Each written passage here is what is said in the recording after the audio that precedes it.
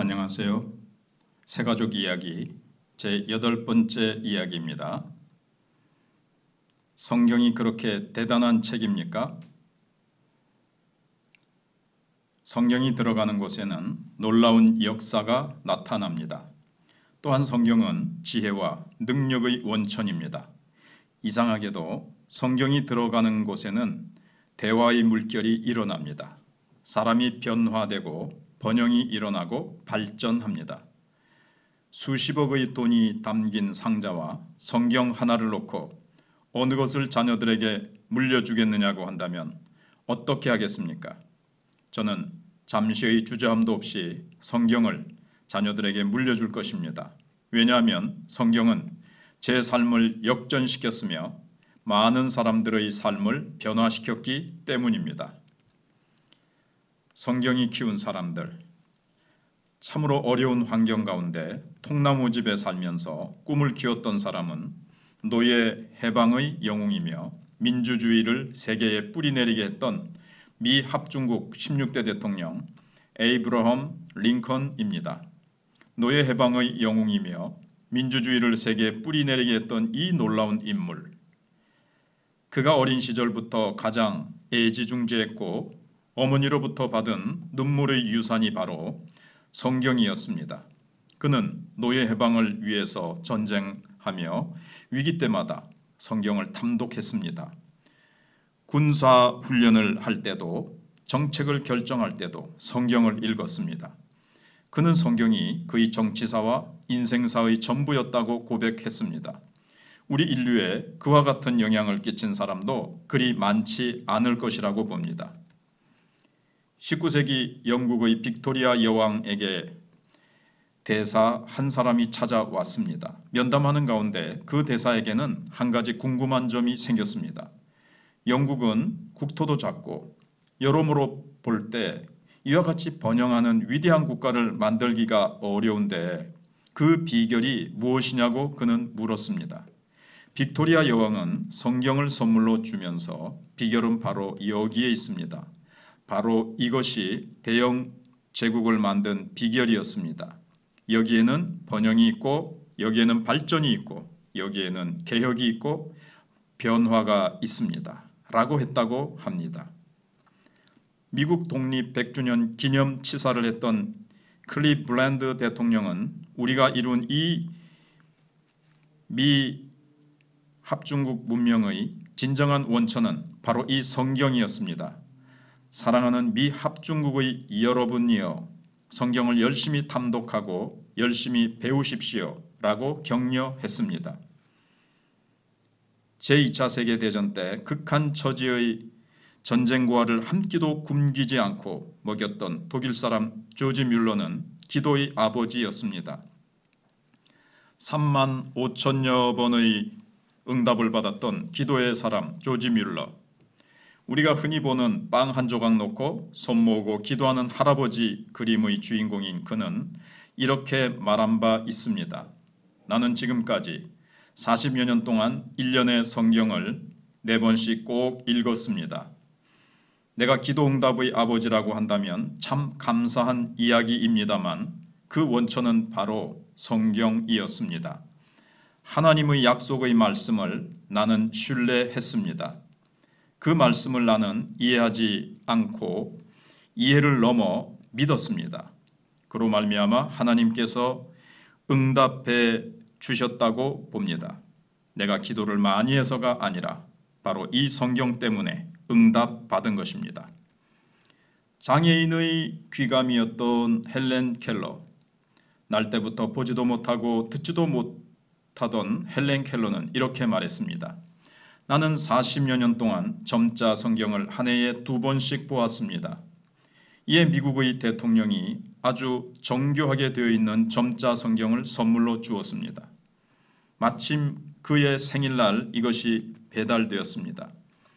그녀는 그 선물이 배달된 걸 알고는 파티를 중단시키고 포장을 열면서 많은 사람들에게 이렇게 말했습니다. 여러분, 나는 보이진 않지만 이 성경이 얼마나 아름답고 나의 이 생애에 얼마나 소중한지 기억하고 있습니다. 나는 앞으로 과거보다도 더 많이 성경을 읽을 것입니다. 라고 말했습니다. 그는 성경을 읽었기에 절망과 좌절 가운데 일어날 수 있었습니다. 그가 점자 성경을 손으로 읽으면서 거기서 나오는 하나님의 능력과 지혜를 소유했습니다. 그리하여 두 눈을 뜨고 귀가 열린 정상인보다도 더 많은 사람들에게 절망과 좌절 가운데서 용기를 주는 위대한 인물이 될 수 있었습니다. 카리브해에서 조난을 당한 소년들이 있었습니다.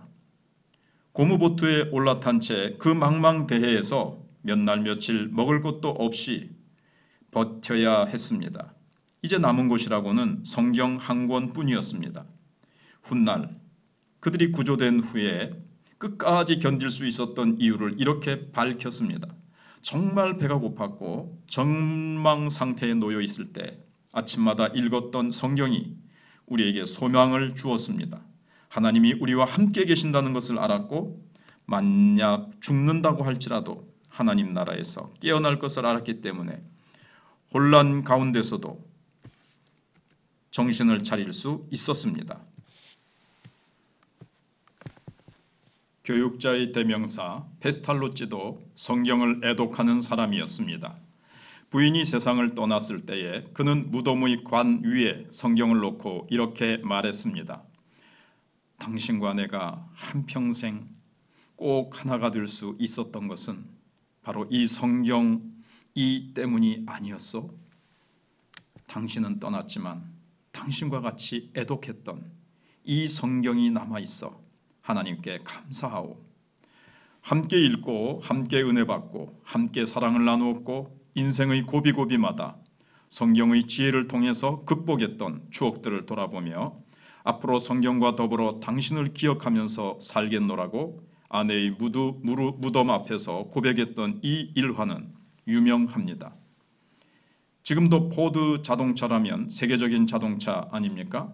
포드 자동차의 헨리 포드 1세에게는 대통령 친구가 있었습니다. 제1차 세계대전 때 그 대통령 친구에게 일생 동안 매일 성경을 한 장씩 읽자고 약속했습니다. 그는 이렇게 회고했습니다. 나는 그 약속을 지켰다. 또 내 친구도 죽을 때까지 그 약속을 성실히 수행한 걸로 알고 있다. 또 미국의 백화점 왕 존 워너 메커는 어릴 때부터 성경을 사랑했습니다. 성경을 읽고 그 말씀을 지키는 것이 어린 시절 그의 낙이었습니다. 그는 너무나 가난했지만 용돈을 받으면 성경이 가르치는 대로 10분의 1을 하나님께 바칠 줄 알았습니다. 그런 그를 하나님께서 축복하셨습니다. 오늘날의 백화점을 만든 존 워너 메커는 대통령으로부터 장관직을 제안받기도 했습니다. 그런데 그는 바로 수락하지 않았습니다. 조건이 있다고 했습니다. 아무리 국가에 바쁜 일이 있어도 주일날 시간을 빼앗지 않는다고 하면 수락하겠다고 했습니다. 나는 주일학교 선생님입니다. 나도 어릴 때부터 성경을 배우면서 자랐습니다. 내가 오늘날 하나님의 은혜와 축복을 받는 것은 바로 이 성경 때문입니다. 내게 정신이 있는 동안, 내게 목숨이 있는 동안, 내게 가르칠 힘이 있는 동안 성경을 가르치는 것이 내 사명입니다. 그런데 장관한다고 이것을 중단할 수는 없습니다. 그것을 허락해 주신다면 장관을 하겠습니다. 그래서 대통령이 그렇게 하라고 했고 최신부 장관을 하면서도 그는 주일이 되면 워싱턴에서 2시간 거리의 자기 집 근처 교회에서 주일학교 교사를 계속 했다고 합니다. 그는 50년 동안 주일학교 교사를 했습니다. 만유 인력의 법칙을 발견한 아이작 뉴턴 역시 세상에서 가장 귀한 것이 있다고 한다면 오직 성경 외에는 없다고 생각한다. 성경이 제일 귀하다고 본다. 내 생애를 바꾸었고 나에게 영원한 생명을 주었고 내 일생의 눈을 뜨게 한 것이 바로 성경이었다는 말을 했습니다. 미국 초대 대통령 조지 워싱턴이 정치할 때 표준으로 삼았던 것도 성경이었습니다. 세계에서 가장 권위 있다는 웹스터 사전을 편찬한 웹스터도 이렇게 말했습니다. 내 문장을 사람들이 칭찬하고 내 사전이 이와 같이 세계를 석권하고 있다면 그것은 내가 일찍이 성경을 읽었기 때문이다. 예수님을 믿는다고 성경을 가까이 하는 것은 아닙니다. 예수님을 믿는다고 하면서 성경을 멀리하는 사람이 너무 많습니다. 엉터리로 예수님을 믿고 이단으로 빠지고 잘못 나가는 사람도 많고 성경과는 거리가 멀게 신앙 따로 생활 따로인 사람도 많습니다. 성경은 하나님의 말씀. 제가 만일 사과상자 20개들이 현찰과 성경을 절대로 바꾸지 않겠다. 만약 그런 선택할 상황이라면 2번 생각하지 아니하고 내 아들에게 유산으로 성경을 남기겠다고 한다면 그 이유를 아시겠습니까? 자녀들에게 돈더미를 한번 안겨보십시오. 생명이 위험합니다. 인생을 망칠 수 있습니다. 그러나 성경은 그 인생을 가장 값지고 보람있고 유익하게 합니다. 이것은 임상으로 이미 입증됐습니다. 성경은 하나님의 말씀입니다. 많은 사람들이 성경을 하나님의 말씀이라고 하는 데 대해서 거부감을 느낍니다. 하나님이 언제 이런 글을 쓰기 시작했느냐? 어떻게 이것을 쓸 수 있었느냐? 궁금해합니다. 놀랍게도 성경은 1600년 동안 쓰여졌습니다. 저자만 40여 명입니다. 거기에는 평민도 있고 귀족도 있고 여러 계층의 사람들이 있습니다. 처음에는 양피 가죽에다가 썼고 나중에는 파피루스라는 나무 껍질에다 썼습니다. 처음부터 한 권으로 쓴 것이 아니고 이곳저곳에 흩어져 있던 책들이 모아진 것도 또한 기적입니다. 이렇게 1600년 동안 세대가 바뀌고 저자를 달리하면서 썼는데 모순되거나 충돌하지 않습니다. 성경 읽는 사람들이 공통적으로 고백하는 게 있습니다. 성경은 사람이 쓴 게 아니라는 것입니다. 그럼 사람이 아니라면 누가 썼다는 것입니까? 하나님이 원저자이십니다. 모든 성경은 하나님의 감동으로 된 것으로 사람이 대필한 것입니다. 물론 각 사람의 인격과 삶을 통해서 하나님의 말씀이 유기적으로 조명된 것입니다. 영감된 것입니다. 그렇게 저자가 하나이기에 모순이 없는 것입니다. 통일성과 조화가 있는 것입니다. 또 성경을 연구하는 전문학자들은 성경을 연구하면 할수록 이것은 사람의 작품이 아니다. 사람은 이렇게 쓸 수가 없다. 하나님만이 이렇게 할 수 있다고 고백합니다. 프랑스의 사상가 볼테르는 앞으로 과학이 발전하고 문명이 발전할 200년 후에는 성경이 자취를 감출 것이라고 예언했습니다. 그런데 200년 후에 어떻게 됐는지 아십니까? 그렇게 큰 소리 치면서 성경의 종말을 예언했던 볼테르의 집이 프랑스에서 지금 성서공회가 되어 있습니다. 성서공회는 성경을 만들어 배포하는 기관입니다. 세계 최고의 베스트셀러는 성경입니다. 성경은 한 해에 1000만 권이 넘게 팔립니다. 배부됩니다. 로마 황제가 예수 믿는 사람들을 박해하고 핍박하고 성경을 다 불태우고 공산 정권이 성경을 말소하려고 온갖 정책을 다 썼지만 성경은 기가 막히게 오늘날까지 잘 보존되고 세계에서 가장 많이 팔리는 책으로 그 자리를 지키고 있습니다. 이 성경은 하나님의 말씀이기 때문에 사람들을 변화시킵니다. 히브리어, 아람어, 헬라어로 기록되었던 성경이 이제는 수천여 종족의 언어로 번역되어 있습니다. 나라는 200여 개가 되지 못하지만 언어는 수천 가지가 넘습니다. 그래서 성경 번역 선교사들이 저 미개한 나라와 종족에 글도 없고 그저 말만 통하는 사람들에게 세종대왕같이 글을 만들어주고 사전을 만들어 주었습니다. 그리고는 그들에게 글을 가르쳤습니다. 성경을 읽게 하기 위해서 성경을 그들의 언어로 만들었습니다. 이렇게 하여 성경이 들어가는 곳에는 놀라운 역사가 나타납니다. 성경은 지혜와 능력의 원천입니다. 그래서 성경이 들어가는 곳에는 사람이 변화되고 번영이 일어나고 발전합니다. 우리나라에서도 100여 년 전에 선교사가 들어와서 성경을 보급함으로 말미암아 학교가 세워졌습니다.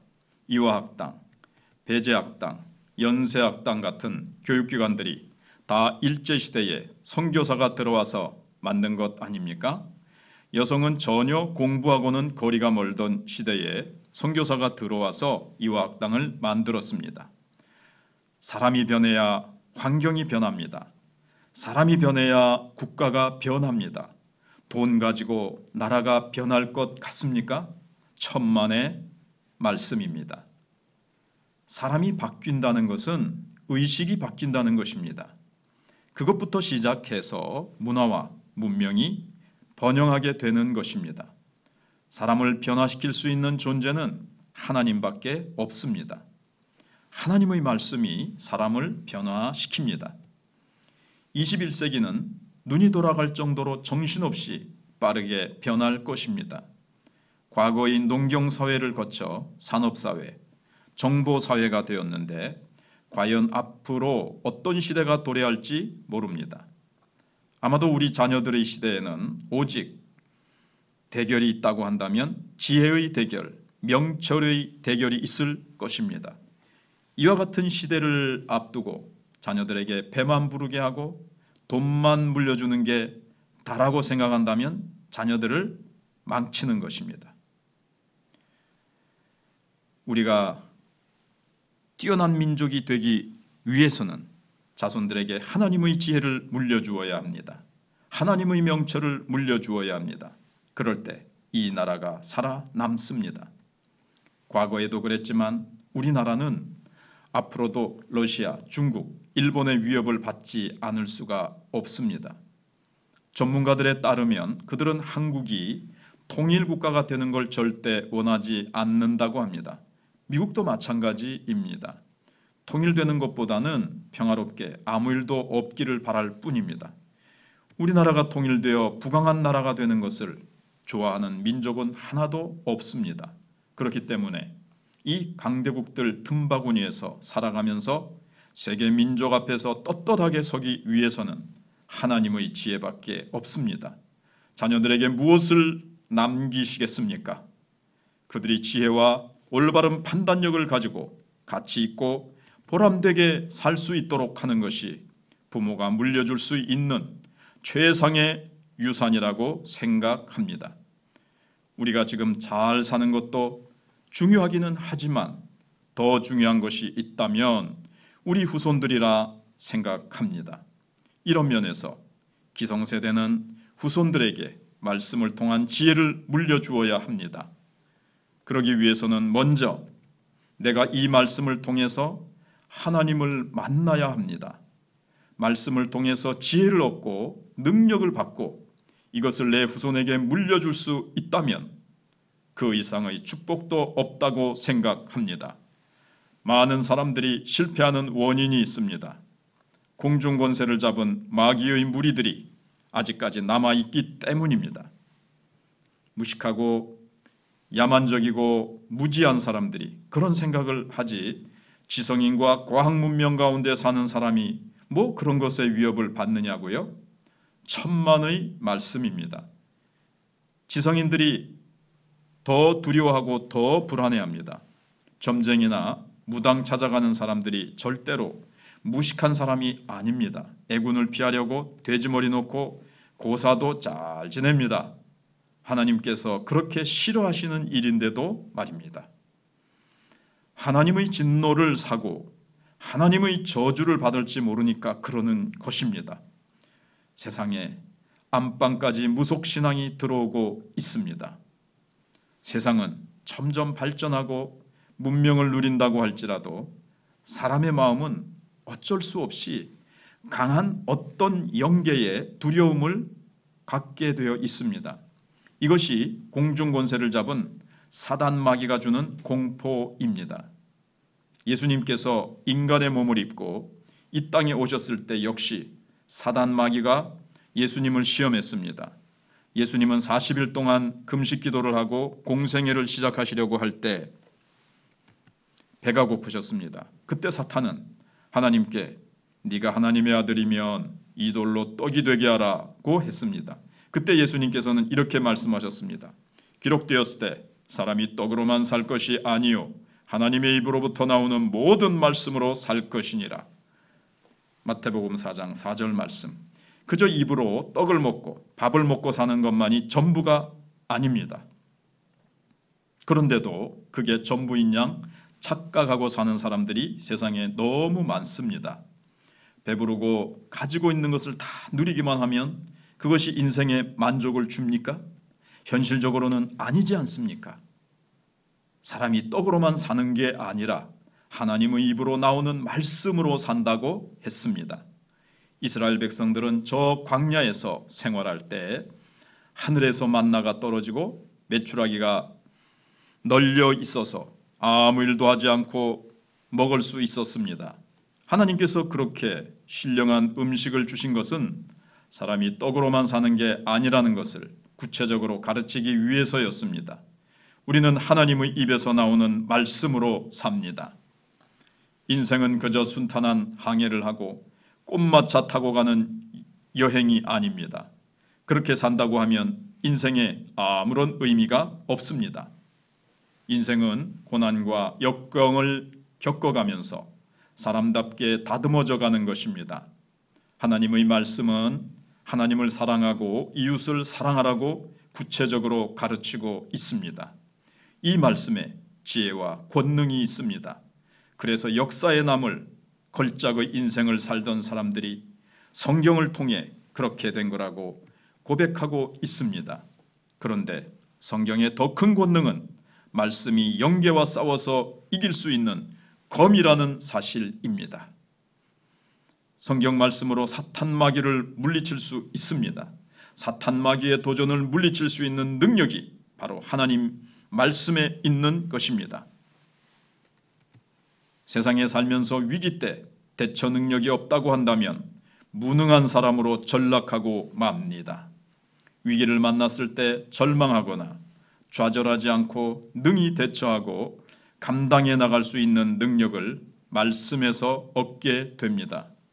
그러나 그보다 더 중요한 사실이 있습니다. 말씀에는 생명이 있습니다. 구원이 있습니다. 또 어려서부터 성경을 알았나니 성경은 능히 너로 하여금 그리스도 예수 안에 있는 믿음으로 말미암아 구원에 이르는 지혜가 있게 하느니라. 디모데후서 3장 15절 말씀. 믿음은 들음에서 나며 들음은 그리스도의 말씀으로 말미암는다고 했습니다. 하나님의 말씀을 모르고 살았다면 이제라도 말씀에 관심을 가지시기 바랍니다. 예수 그리스도가 길이요 진리요 생명이라고 했습니다. 성경을 통하지 않고는 예수 그리스도가 어떤 분인지 알 수가 없습니다. 하나님에 대해서 알 방법이 없습니다. 성경은 우리의 생명입니다. 또한 성경은 지혜의 인생 안내서입니다. 성경은 복된 인생의 안내서입니다. 전자제품을 구입하면 제품 안에 안내서가 들어 있습니다. 어떻게 작동하는지 안내서를 미리 잘 봐야 합니다. 그 안내서를 바로 보지 아니하고는 제품을 제대로 사용할 수 없습니다. 잘못하면 그 제품을 고장 내버리기도 합니다. 그러니까 안내서를 먼저 잘 읽어보는 것이 지혜입니다. 그 제품을 만든 회사의 안내서는 절대적입니다. 우리 인생을 성공적으로 살기 위해서도 우리 인간을 만드신 하나님의 안내서를 참고해야 합니다. 그것이 바로 성경입니다. 여기에는 육아법도 있고 결혼지침도 있고 인생을 사는 법도 있고 위기대처법도 있고 회사를 경영하는 법도 있습니다. 굉장히 큰 석유 회사를 경영하는 미국 사람이 있습니다. 그 사람이 이집트에서 석유를 개발하게 된 계기가 있습니다. 성경 출애굽기를 읽다가 깨닫게 된 것입니다. 애굽의 바로 왕이 이스라엘 백성이 아기를 낳으면 다 죽이라고 명령했을 때 아기를 3개월 동안 감춰 키우던 모세 어머니는 더 이상 감출 수 없어서 아기를 갈대 상자에 담아 나일강에 뛰어보냈습니다. 갈대 상자를 만들고 거기다 역청을 발라 나일강에 띄었다는 부분에서 미국 사람은 역청은 꿀도 의미할 수 있지만 코올타르 같은 석유의 원료도 될 수 있다고 생각한 것입니다. 그래서 그는 나일강에 달려가서 시추 작업을 했습니다. 아니나 다를까 그는 그곳에서 석유를 발견했습니다. 성경의 출애굽기를 읽다가 부자가 된 것입니다. 성경은 지혜를 줍니다. 안 읽어봤기 때문에 경험하지 못했을 뿐입니다. 아무리 정신 차려 읽으려고 해도 잠만 오고 이해가 안 된다고요? 황당하고 도무지 이해가 되지 않지만 이해되지 않기 때문에 하나님 말씀이라는 사실을 잊지 마십시오. 성경을 읽는다고 처음부터 머리에 쏙쏙 들어오는 것이 아닙니다.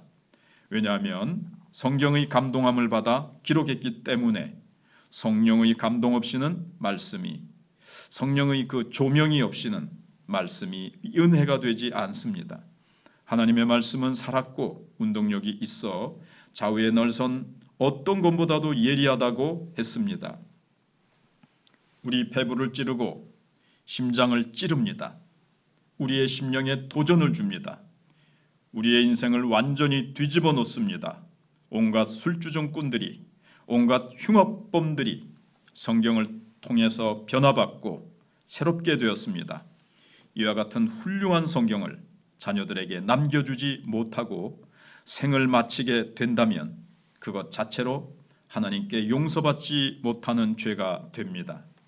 내가 구원받지 못하는 건 좋아도 후손까지 구원 못 받게 막은 죄를 어떻게 감당하겠습니까? 자녀들이 공부를 잘합니까? 그게 다가 아닙니다. 착하고 선합니까? 그게 다가 아닙니다. 그 아이들이 언제 어떻게 될지 모릅니다. 얼마나 많은 부모들이 자녀에게 속고 있는 줄 모릅니다. 믿을 곳은 오직 하나님밖에 없습니다. 저는 저의 자녀들을 하나님께 맡기고 하나님의 말씀으로 훈계합니다. 잘못됐을 때는 불러놓고 하나님 말씀은 이렇게 말하고 있는데 너는 이렇게 했구나. 내가 내 말에 순종해야 하는 것은 하나님께서 부모에게 순종하라고 하셨기 때문이야 라고 가르칩니다. 자녀가 제발 자기를 가만두라고 하면 나는 그렇게 할 수 없는 이유가 있는데 하나님께서 너를 양육하고 관리하라고 나에게 맡기셨기 때문이야 라고 말해주어야 합니다. 하나님의 말씀은 권위가 있습니다. 하나님의 권위를 통해서 자녀가 순종하게 됩니다. 예수는 믿어도 성경하고는 거리를 두고 사는 사람들은 성경의 능력을 맛보지 못합니다.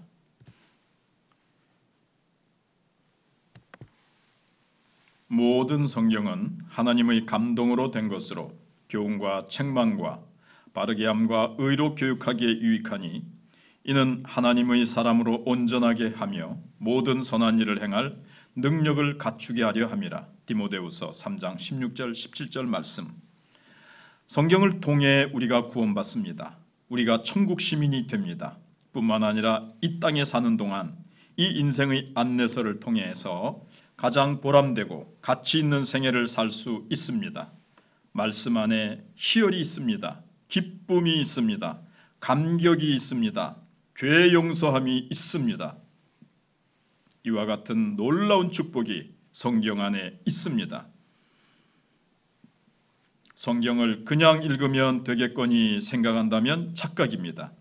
하나님께서 그 눈을 열어주셔야 합니다. 그러기 위해서는 먼저 예수 그리스도를 영접해야 합니다. 예수 그리스도를 영접하고 예수 그리스도가 하나님의 아들이며 그분이 나를 위해서 십자가에 죽으셨다는 것과 3일 만에 부활하셨다는 것을 이해가 안 되어도 받아들인 사람은 하나님의 자녀가 되는 축복을 누립니다. 그 자녀에게 주시는 하나님의 놀라우신 은총으로 우리는 말씀을 깨달을 수 있습니다. 시편 119편은 성경의 유익함에 대한 말씀으로 가득합니다.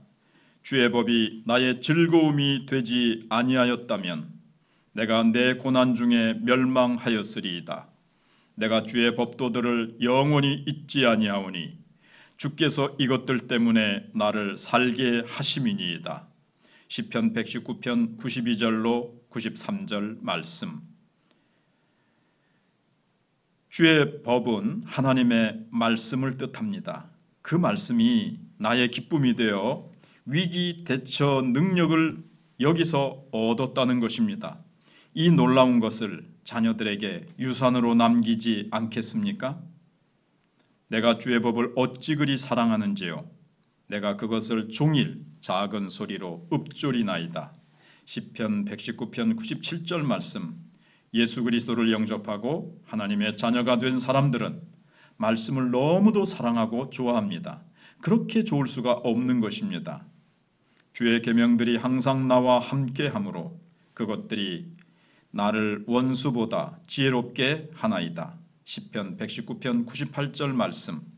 하나님의 말씀이 항상 나와 함께하여 내가 원수보다 지혜롭다는 말입니다. 내가 주의 증거들을 늘 읊조림으로 나의 명철함이 나의 모든 스승보다 나으며 주의 법도들을 지킴으로 나의 명철함이 노인보다 나으니이다. 시편 119편 99절 100절 말씀. 인생의 경험은 짧지만 성경을 아는 사람과 모르는 사람은 게임이 안 됩니다.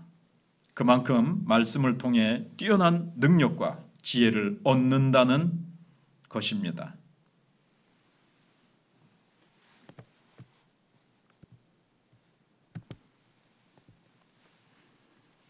내가 주의 말씀을 지키려고 발을 금하여 모든 악한 길로 가지 아니하여 싸우며 주께서 나를 가르치셨으므로 내가 주의 규례들에서 떠나지 아니하였나이다. 주의 말씀의 맛이 내게 어찌 그리 단지요 내 입에 꿀보다 더 다니이다. 시편 119편 101절에서 103절 말씀. 하나님 말씀에 인생을 맡기고 자녀들을 맡길 때 하나님께서 그들을 통해서 하나님 뜻을 이루십니다. 하나님이 영광을 받으십니다. 말씀을 통해서 구원받고 말씀을 통해서 인생의 안내를 받으면서 대대손손 성공적인 생애를 살기를 주님의 이름으로 간절히 부탁드립니다. 아멘.